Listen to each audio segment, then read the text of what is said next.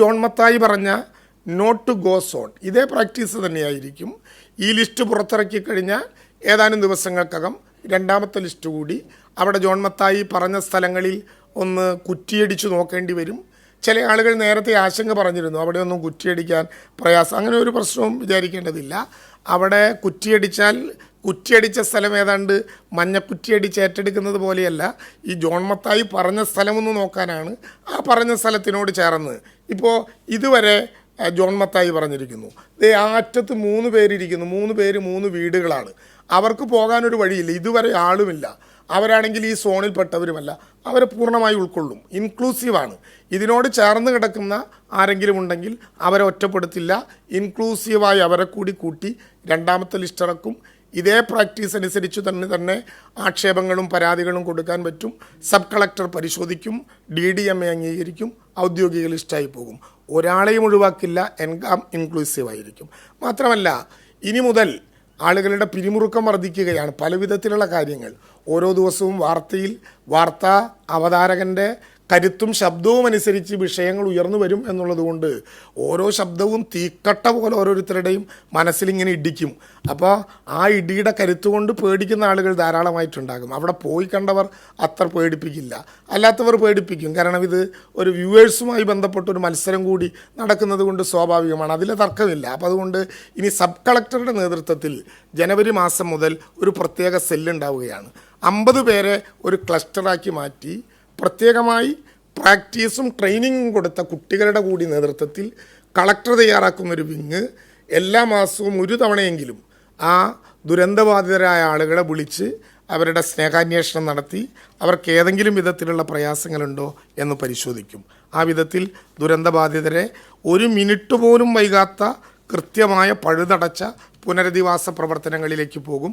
ഉണ്ടായത് ഇതാണ്: ഓരോരുത്തരെയും പണം കൊടുത്ത് പറഞ്ഞു വിടുകയോ കിട്ടുന്ന ഇടങ്ങളിലേക്ക് പറഞ്ഞയക്കുകയോ എവിടെയാണ് ഭൂമി ഉള്ളതെങ്കിൽ അവിടേക്ക് പൊക്കോളാൻ പ്രോത്സാഹിപ്പിക്കുകയോ ചെയ്തതിന് പകരം ഇവരുടെ മാനസികാവസ്ഥ കൂടി കണക്കിലെടുത്തുകൊണ്ട് ഒരുമിച്ചു താമസം എന്ന ഒരു ടൗൺഷിപ്പിൻ്റെ ആശയം വന്നതുകൊണ്ടാണ് ഇത്രയേറെ ഭൂമി ഒരുമിച്ചു കിട്ടാനും അത് കോടതി വ്യവഹാരത്തിൽപ്പെട്ടതുകൊണ്ട് അത് റിലീസ് ചെയ്തെടുക്കാനുമുള്ള സൗകര്യങ്ങളിലേക്ക് നമ്മൾ പോയത്. ഒരു കാര്യം കൂടി പറഞ്ഞുകൊണ്ട് ഞാൻ അവസാനിപ്പിക്കുകയാണ്. വളരെ അപമാനകരമായ വിധത്തിലും ഇപ്പോഴും ഉത്തരവാദിത്തപ്പെട്ട ആളുകളുടെ ഭാഗത്ത് നിന്നുണ്ടാകുന്ന ചില പരാമർശങ്ങളാണ് ഇങ്ങനെ പറയാൻ എന്നെ പ്രേരിപ്പിക്കുന്ന വിഷയം. ആ പരാമർശങ്ങളിലൊന്ന്, ഓഗസ്റ്റ് 17 കൊടുത്ത അപേക്ഷ ഏതാണ്, നവംബർ 13 കൊടുത്ത അപേക്ഷ ഏതാണ് എന്ന് ഒരു തീർച്ചയും മൂർച്ചയും ഈ വൈകുന്നേരത്തെ ചർച്ചാ മുറികളിലിരിക്കുന്ന ആളുകൾക്കില്ലാതെ പോകുന്നുണ്ടോ എന്നൊരു സംശയം ഇടയ്ക്കെനിക്കുണ്ടായി. ഞാനതുകൊണ്ട് ഒന്നുകൂടി ക്ലാരിഫൈ ചെയ്യുകയാണ്. ആഗസ്റ്റ് 17 നമ്മൾ കൊടുത്തത് ഒരു മെമ്മോറാണ്ടമാണ്. അത് നമുക്കുണ്ടായ നഷ്ടങ്ങൾ കൃത്യമായി രേഖപ്പെടുത്തി 1202 കോടി രൂപയുടെ നഷ്ടം കണക്ക് കൂട്ടിയൊരു മെമ്മോറാണ്ടം. അത് ആഗസ്റ്റ് 10 IMCTയെ കാണിച്ചു.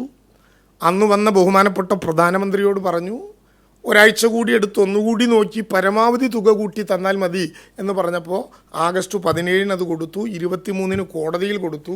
ഇനി ആ മെമ്മോറാണ്ടത്തിൻ്റെയും PDNAയുടെയും വ്യത്യാസം മനസ്സിലാവാത്ത ആളുകൾക്ക്, നിങ്ങൾക്കല്ല മനസ്സിലാകുന്നില്ല എന്ന് തോന്നുന്നവർക്ക് മനസ്സിലാകാൻ ഏറ്റവും എളുപ്പം നാട്ടിലെ ആളുകൾ പറയുന്നത് പോലെ 38 പേജ് വലുപ്പത്തിലുള്ള പുസ്തകം കണ്ടാൽ അത് ആഗസ്റ്റ് 17 കൊടുത്ത മെമ്മോറാണ്ടമാണെന്നും 579 പേജും അതിൻ്റെ കൂട്ടിലെ അനക്സും കൂട്ടി 603 പേജുള്ള വലിയ സാധനമാണ് കണ്ടതെങ്കിൽ അത് രണ്ടാമത് കൊടുത്ത PDNAയാണെന്നും മനസ്സിലാക്കിയാൽ മതി. അപ്പോൾ പെട്ടെന്ന് കാര്യങ്ങൾ പിടികിട്ടും.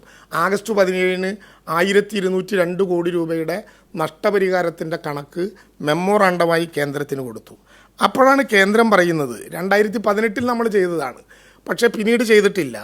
2024 ഓഗസ്റ്റ് 14 ഇപ്പോൾ ഇതിലാളുകൾക്കൊക്കെ അറിയാമല്ലോ, NDMA ഒരു വിൻഡോ ഓപ്പൺ ചെയ്തു. R&R വിൻഡോ എന്നാണ് അതിൻ്റെ പേര്. അതായത് recovery and reconstruction window. August 14 NDMA open ചെയ്തു. ആ വിൻഡോയിൽ നിന്ന് പണം കിട്ടാനുള്ളൊരു പ്രാക്ടീസ് നിങ്ങൾ നടപ്പിലാക്കണം എന്ന് പറഞ്ഞു.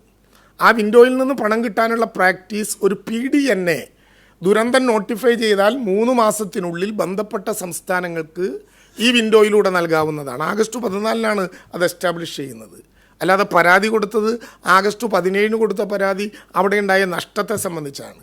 അതിൽ STRFൻ്റെ എമൗണ്ടും ഉണ്ട്, പൊതുവായ നഷ്ടവുമുണ്ട്.